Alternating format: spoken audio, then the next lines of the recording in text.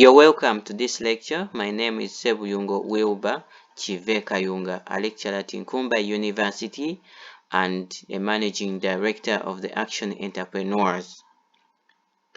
This lecture we are going to focus on philosophy and mainly refocusing on 5 branches of philosophy. I work with Nkumba University and I lecture in foundational courses, entrepreneurship and management. I also work within the Action Entrepreneurs as the managing director and the consultant in planning and management, international development, education and consultancy. Now we are going to look at the 5 branches of philosophy, and one of the branches of philosophy is metaphysics. Metaphysics, the word metaphysics has 2 words intertwined together, meta and physics. Meta means many, actually it means very many, and physics means reality or being. So all the things we can hear or see, they can touch, or even we may not be even able to see, but are actually existing, they all embody in what we call the physical world or physics. So metaphysics translates to occurrences, or there's many occurrences or things and many others that we can see and how actually they come into being. So that's why we ask ourselves a question: why is water liquid, not solid? And if it becomes solid, does it cease to be water? Or if it goes into gaseous state and is steam, does it cease to be water? And we can also have an ordinary question: why actually is a basket not made of metals? And if it is made of metals, what happens actually? What happens if a basket is made of a metal? Thus, reality and being can be identified through questions of nature of things. We can also ask ourselves what actually is the nature of things. So to actually get into learning and visualize the nature of things, one can choose to twist these things and check their characteristics, or defining their properties. We need to one needs to have a philosophical direction of checking the properties and detecting differences between the properties of these objects or substances. So identifying how they work out is very central. So how can we actually keep on identifying how things work out? So that is through checking out, and that is through questioning why things happening some way and not the other way. And then we can also go on to twist and turn them upside down and see the reaction, or even expose them to heat, expose them to pressure, expose them to various environments. They can always say standard could be standard environments, that such as temperature and pressure, or otherwise you can also find all other alternatives that you can use to arrive at a conclusion that tells you the behavior of reality and how things are. So what is actually below the ground is a question here. And if we dug downwards, and where exactly do we end? Those are questions that we can ask as metaphysical questions. What is life, and what keeps the body alive? if you are alive, what keeps you alive, or what keeps trees alive and not dying out, and what keeps them generating newer seeds, and then they keep on growing from several years back up to current times, and they are still reproducing. What makes life to vanish and it ceases to be existing? But is it real that life can entirely vanish? All those are questions that metaphysics can ask. What keeps the world in equilibrium? But really, does the world exist in equilibrium? Does equilibrium actually exist? Metaphysics has branches. For example, we have a branch of metaphysics called an ontology, and we are also going to see others. So a branch of metaphysics, remember this is a branch of metaphysics, which metaphysics is a branch of philosophy itself. So under metaphysics we have other branches which we are looking at now. The first branch of metaphysics here is ontology. So when we study in ontology, we actually focusing on the study of the state of being and thought. So how are things existing and how are they is ontology. So what is actually being is what is actually existing. So how are the things existing and how are they is what we are looking at as ontology. So the state of how things exist and what do they depend on to exist that way is what we are referring to as ontology. We also have another branch of metaphysics called rational psychology. So psychology comes from two words, psych, which means the soul, and logos, which means a study. So psychology, which is rational, is concerned with the control of the soul and how the soul actually is able to translate reality.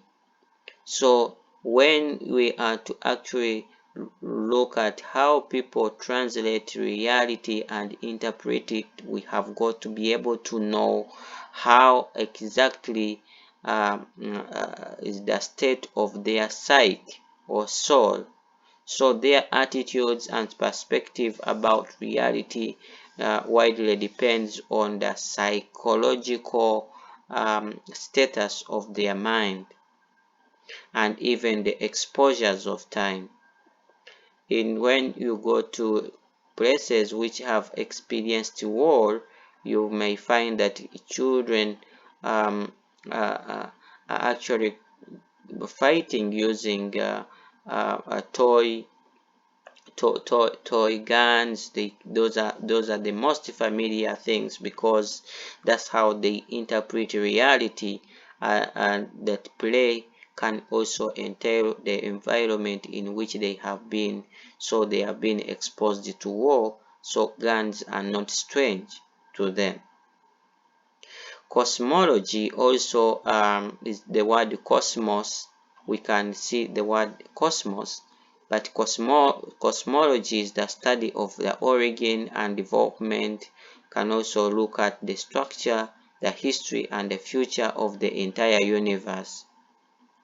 So if we are to look at cosmology, we are looking at a journey through the past, that is the history. Where did the universe begin, and how has it been existing through the past to the current, and how actually the future is likely to be. So cosmological questions can be can even refocus on climatic change. You see that the climate temperatures are soaring beyond the 1.5 degrees Celsius that is recommended to above 2 degrees Celsius. So if temperatures keep on increasing, we can even be experiencing what we call global boiling instead of global warming. So if no interventions are made, then temperatures can exceed a life sustainability levels to the extent that life can become extinct, or even people and or animals and plants can now start to die out because of global warming and increasing carbon emissions. So cosmology tends to now be asking what has kept the world or the universe in existence and in that ecosystem being in coexistence up to current times. And now we can now base on that to see how the future can be if things today are not altered or no interventions are done to protect the environment and the climate. So that is cosmology, but even cosmology itself has some branches, which you see there's physical cosmology, which deals with physics, astronomy, and astrophysics, that is in space science. And however, there is also religious cosmology, which explains the origin of stories of different religions. So there are religious inclinations of various people and various beliefs. So religious cosmology digs up the stories behind the religious groups and the differences between their philosophies and their ideologies, the differences between the differences between and even the similarities in those ideologies. So there is also another branch of cosmology called metaphysical cosmology that examines how and why those hows and the whys behind the origin of the universe are not relying on any specific religious doctrine. So if we start to look at the interpretation of the universe without basing on any belief or any religious inclination, then we call that metaphysical cosmology. There is also another cosmology, another branch of metaphysics, which we call natural theology. In natural theology, we look at the proof of the reality of God. So we ask ourselves, how wise is God, and the evidence that God actually exists and his power, and also is the earth for God or for man, or those questions that are metaphysical but mainly focusing on natural theology. So it can also extend into examining whether heaven is like earth or earth is like heaven, or even heaven is another place which is extinct and which is hard for and in abstract that a person may not actually know when he's still living. Is heaven having creation, like you can go in heaven and find goats or rats or even insects or birds, plants or even water? What is actually in heaven? So all those questions are natural theological questions that metaphysics can also ask. So here we have looked at branches of metaphysics for looking at ontology, the rational psychology. We've also looked at cosmology and natural theology. Now let us go to another branch of philosophy, we call logic. So logic is a study of reasoning. The study of reasoning is called logic. So that translates into thinking deeply and connecting ideas one to another to form a whole. So here we rely on the principles to determine whether an argument is either true or false. So these principles follow patterns or rules to draw conclusion. So if we follow these principles, we can now draw a conclusion. So we dig into the main features and components that make up an item, and it can also be an object or a scenario by setting what we call propositions. So a proposition is a statement which is either true or false, but not both. So a dog barks. That is, for example, a dog barks. Every animal that barks is a dog then. And animals that don't bark are not dogs. So if it is true that dogs bark, and it is only the dogs that bark, then every animal that barks that we hear barking is a dog. Otherwise, all animals that don't bark, we can now conclude and say that they are not dogs.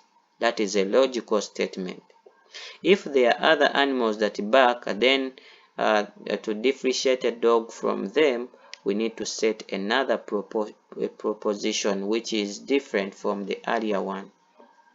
The proposition can now start to differentiate between a dog from all other animals that bark, even if the dog also barks and even other animals bark with it. So the statement can be drawn to start to differentiate a dog from other barking animals using another set of proposition, which possibly one has got to extract so that differences are actually created.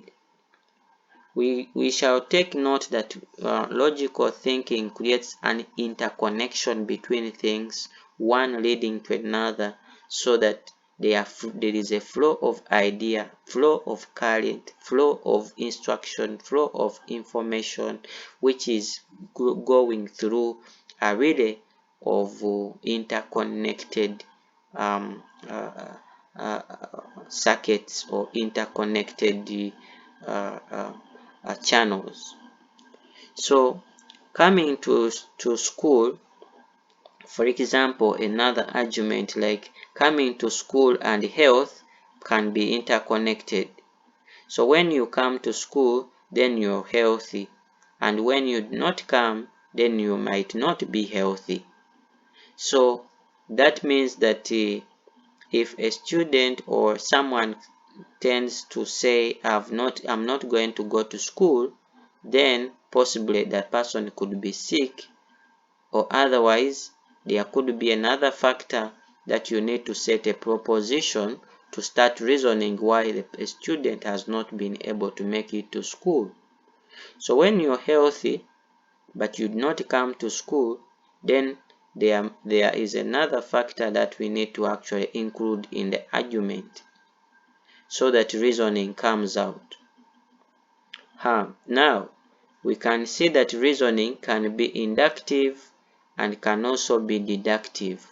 So as you do your research here, you now start to see how can reasoning be inductive and how can reasoning be deductive. So that one I'm going to leave it to you as part of your research. So we are continuing with making more arguments and propositions. For example, if gravity makes things to fall down, not to follow up, then when things fall up, then that is not gravity. It is either negative gravity or not gravity at all. if things don't fall but remain hanging in space, then we can now possibly say that there is no gravity, because we have already set an assumption or assertion, or even you have already set a proposition that when things fall down, and it is true that they are falling down, that is gravity. So if they are falling up, then that is not gravity. Or if they stay in one place, not falling up and not falling down, then possibly that might not be gravity at all, or there is zero gravity. So that reasoning is key, because reasoning connects one idea to another to make sense of things and create a connection that results into more productivity, that results into drawing a conclusion that is right and appropriate in a situation. So when we either create a relationship that differentiates or make an interlink, which interlink, when you differentiate, means things, you are scattering things and making them different from one another by characteristics. So wherever they are not connecting, you put that one aside, just like you do a dichotomous key. So in dichotomy, you also differentiate, make things different. But here, you can also make items different, because you have set some standards you need to follow to make them different. Then when they are related to one another, then you can bring them together and group them into one another to form a whole. So in logical thinking, we differentiate, or we can also integrate, or bring. Integration means bring together. Differentiating means set apart. Different parts don't connect. If those different parts don't connect, then we say those parts are different from one another. But if they are similar, then they can be connected to one another. Then we say they can integrate, so they can grip to work together. So you can now start to see that logic simplifies things through creating a thread of connection between them, and we are able to see how things can work together through what we call a synchrony. Synchronizing means things can sync, or can grip into one another and they work together. So without synchronizing things, or having them gripping into one another tightly to work together, then we are likely to move in a world of confusion. Because confusion means that there is no pattern between things, and a pattern is not defined, so there is confusion. So what logic does is to start to create an interconnection between things, and differentiating them, or connecting them to grip them together to form something that is functional. And that is the relevance of reasoning. So reasoning will help us to actually tell what is not right and what is right, and why not right, and then connect things together. The other branch of philosophy we are going to look at it in this phase is called ethics. So ethics actually deals with what we call belief and actions. So what actually governs people's thoughts and speech patterns, and even action patterns, what we are calling here thinking, speaking and doing things some way is because of ethics. So ethics governs behavior. And how do people behave? They behave because of some beliefs that they hold in their lives. And they also have some principles that they actually hold in their lives. That word principle is PLE at the end, so that one we shall organize it. So people with the same ethical principles will always have a certain ideas in common. So those with ethical principles that are divergent from one another, they will not have ideas that are in common, but the ideas will be different. So you'll find that these people that have some ideas that are in common, and the thoughts that are in common, and they are holding common principles, they are likely to have common actions and common speeches. Common thoughts, common actions, common speeches, and a common behavior. So ethics is a branch, has a branch. It has a branch which we call axiology. So axiology is a branch of ethics which we are going to look at here. So what is axiology? Axiology is the study of what is ought to be or what is right. So what is ought to be right and what is right. So you can think that something is right when it is not right, and could also think that something is right when it is not right. So we ask ourselves in axiology what actually makes things right and what makes them not right. What is the secret behind what people consider to be right? What are those things we consider to be wrong? And why do we consider them to be that wrong? So when people consider certain things right, they start valuing them and even appreciating them. However, when they start to consider those things to be wrong, they devalue them and even depreciate them. So archaeology as a branch of, of ethics tells us that you need to study what we call value and the nature of values. So some people value meditation, for example, to the extent that they can spend some 5 to 4 days, 4 to 5 days not eating anything, but are there out in meditation. This is so because they value it and they treasure it. So they commit their lives to it, and that is the way they live. So they get a season where they go out to meditate and come up with ideas and innovations in that way. So if people have ethical principles they are following, those ethical principles can be upright or can also be false or wrong.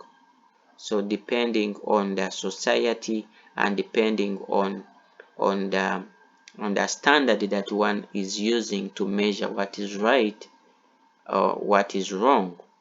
So philosophy keeps asking, why do people believe something is right and others believe that very thing to be wrong? And what is causing that variation between these people who are considering that concept is wrong and others are considering it to be right? What are they basing on to reconsider such a principle? And then what is most appropriate to consider in that principle? So philosophy keeps asking questions and setting inquiries to say that what is believed in, we have a reason why, and we can also dismantle ideas, discard them, or improve them, or even maintain and sustain them.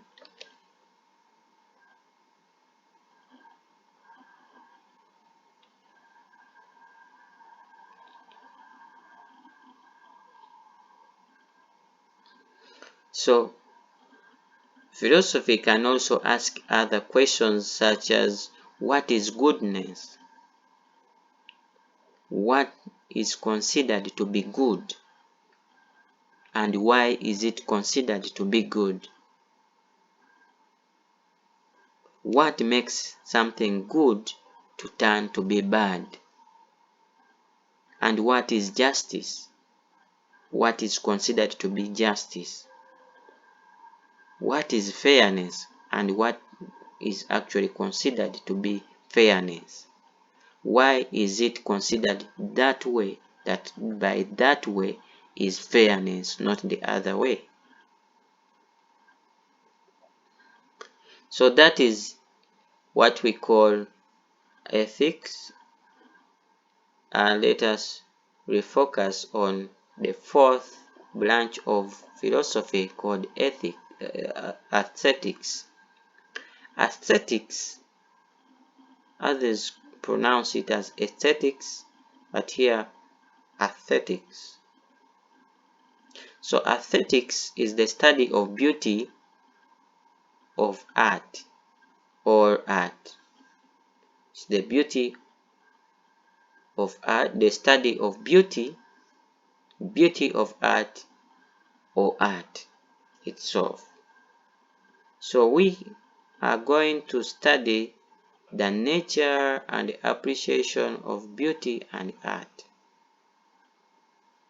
So one can change the shape, color, texture, theme, the story, how it flows, and the orientation of something to make it beautiful and bring out its beauty. So this branch of philosophy is always asking what makes things to be considered beautiful and others not, and what makes art beautiful and what makes it desirable. So the principles of beauty and artistic taste are treasured and questioned here. Why do we find flowers and plants on of the same color in one place? You go on a mountain side and you find plants of the same kind are at that altitude. What makes them to be aligned in that altitude? You go in some places and find some set of trees, some kind of trees of the same species in one place, and no one has planted them there. What makes them to grow in that place, in that plentiful nature? So what makes zonation? Zonation is the scattering of species of the same kind in one place. You will find that there are some places where there are many butterflies, and those butterflies are not elsewhere but are there. So what makes them in one keep in one place and not the other? What does one call actually beauty? Those are questions that aesthetics asks in philosophy. What makes art perceived beautiful, attractive, and also meaningful? So what actually makes it? So here you need to dig deeper in the theories of aesthetics, which is your task as a researcher. So this gives birth to styles when aesthetics asks many questions and asks questions about beauty and art. Fashions are developed, styles are developed, new models, new versions, editions, and variants are created. We can also come up with some types of items, that there are some types which are not similar to the other, and the different genres and classes of things are developed. So that's why it is important that philosophy asks why, how, when, what if, and which if, or when things happen some way, what actually happens. So those ifs helps us to discover better ways and actually make improvement or discarding some of the products and services. The last branch of philosophy we are going to look at here is the branch we call epistemology. Epistemology is a branch of philosophy that studies knowledge. So the study of knowledge is called epistemology. So epistemology, we are going to study about knowledge, knowing. So it attempts to answer some basic questions. What distinguishes true or adequate knowledge from false and inadequate knowledge? So what actually brings a distinction? How do we distinguish this? How do we distinguish true knowledge from false knowledge? So here in this branch of philosophy, knowledge can be constructed by you as an individual, can also be constructed by a group of people. So knowledge is not constant. Knowledge is not static.